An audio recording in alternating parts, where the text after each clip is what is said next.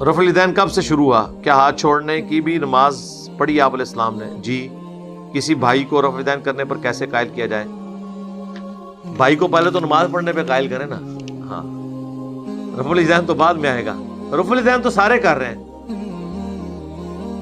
پہلا رفع الیدین کر دینے نا. یہ بعد والے رفع الیدین کے اوپر جھگڑا کر رہے ہیں نا. تو انہیں کہیں کہ آپ انہی احادیث میں پڑھ کے دیکھ لیں کہ باقی رفع الیدین کا بھی ذکر ہے. میں G10 اسلام آباد میں رہتا تھا. جب ریورٹ ہوا 2008 کے اندر، تو میرے ایک قریبی دوست تھے. ہم نماز تو پھر اسی مسجد میں پڑھتے تھے، ایک دیوبندیوں کی مسجد میں، ایک بریلویوں کی مسجد میں، 2 ہی مسجدیں ساتھ تھیں آلٹرنیٹیولی.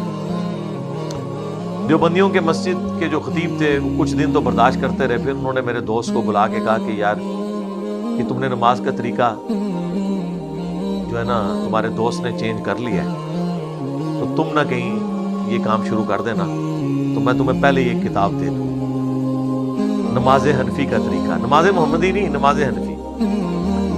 وہ میرے پاس اٹھا کے لے آئے. اس کی قسمت خراب تھی مولوی کی، اور اس کی قسمت میں ہدایت لکھی تھی.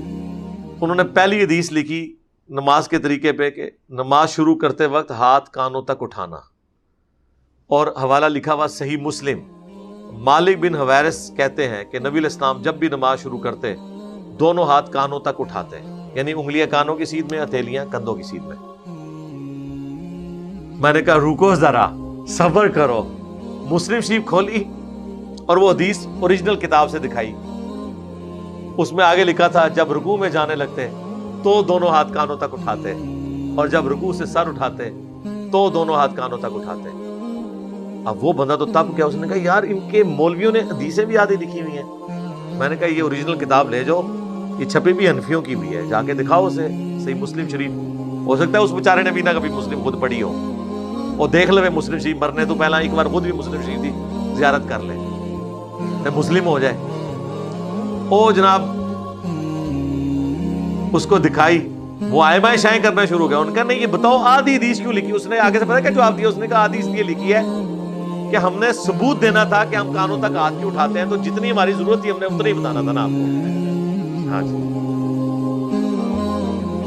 اس کے بعد ایک پڑھا لکھا بندہ کیسے قائل ہو سکتا ہے؟ وہ مذاق ہی اڑائے گا.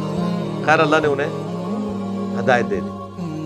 ہمارے محلے کا واقعہ ہے، جب نیا نیا ہم نے یہ کام شروع کیا، میں نے گھر کی بیٹھک سے 2008 کے اندر، تو میں اپنے قریبی دوستوں کو بلا کے 2-4 لوگوں کو وہ حدیث کی کتابیں کھول کے چیزیں بتاتا تھا. ہمارے مفتی صاحب کو پتا چلا، بریلویوں کے مفتی تھے، کہ یہ تو ایک ایک کر کے سب کو خراب کر دے گا. تو انہوں نے میرے دوستوں کو اپروچ کیا اور کہا کہ نہیں وہ تو گھوڑوں کے دموں والی حدیث ہے مسلم شریف کے اندر، رفع الیدین تو منسوخ ہو چکا ہے. تو اس نے آگے مجھے بتایا. میں نے کہا جی ادھر ہی رک جاؤ، میرے پاس بریلویوں کی مسلم شریف پڑھی ہوئی ہے، میں تمہیں اب اوریجنل کتاب سے یہ حدیث بتاتا ہوں، اس کے اوپر چیپٹر کی ہیڈنگ بھی دکھاتا ہوں. اور یہ حدیث صرف مسلم میں نہیں ہے، ابو داؤد میں بھی ہے، نسائی میں بھی ہے. اماموں نے باقاعدہ اس کے اوپر ہیڈنگز بنائی ہوئی ہیں کہ سلام پھیرتے وقت تشہد کی حالت میں جب صحابہ کرام دائیں یا بائیں سلام کرتے تھے تو وہ اپنے ساتھی کو یوں ہاتھ سے سلام کرتے تھے. اور گھوڑے کی دم بھی ایسے ہلتی ہے، ایسے نہیں ہلتی گھوڑے کی دم، ایسے ایسے ہلتی ہے. ان کے گھوڑے ہو سکتے ہیں ایسے ایسے لاتے ہوں، ہماری طرف گھوڑے ایسے ایسے لاتے ہیں، تو یہ ایسے بنتا ہے. اور رفع الیدین تو ایسے بنتا ہے. اور دوسرا عید کی نماز میں تو یہ بریلوی دیوبندی یعنی حنفی بھی تو یوں یوں کر رہے ہوتے ہیں، وطر کی نماز میں تو یہ بھی یوں کر رہے ہوتے ہیں. اور آپ کو عید کی جو نیت ہے وہ بھی غلط سکھائی ہوئی ہے انہوں نے. ویسے تو نیت تو زبان سے کرنی خلاف سنت ہے، دل کے ارادے کا نام ہے. نیت کیا رٹائی ہوئی ہے؟ 6 زائد تکبیروں کے ہونا چاہیے، 6 زائد تکبیروں کے مال رفع الیدین. ہاں کیونکہ وہ خالی تکبیریں نہیں ہوندیاں، رفع الیدین بھی نال نال کرتے ہیں. دیکھو کیسی ہوشیاری کی تھی مولوی نے، 6 تکبیراں نے انہیں بولے ہونا چاہیے سی 6 فالتو رفع الیدینوں کے، یہ نہیں نال بولیا. وہ خیر میں نے ان کو مسلم شریف دکھائی، میں نے کہا یہ دیکھ لو، یہ تو سلام پھیرتے وقت تھا.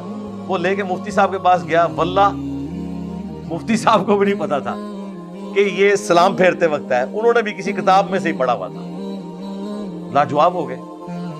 لیکن یہ نہیں ہے کہ انہوں نے عمل شروع کر دیا. یہ تو دنیا میں بڑے کم لوگ ہوتے ہیں لاجواب ہونے کے بعد بھی جواب لوگ تلاش کرتے ہیں.